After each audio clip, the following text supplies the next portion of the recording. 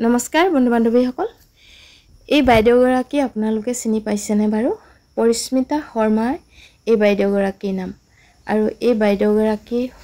আমাৰ ব্লকত এটা নাৰী কোষৰ ওপৰত ট্ৰেইনিং দিবলৈ আহিছিল আৰু ট্ৰেইনিঙৰ মাজতে আমি সকলোৱে তেওঁক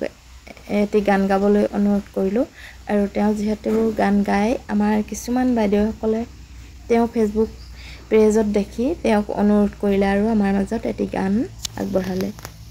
ভাল লাগিলে লাইক কমেন্ট শেয়াৰ কৰিবলৈ নাপাহৰিব।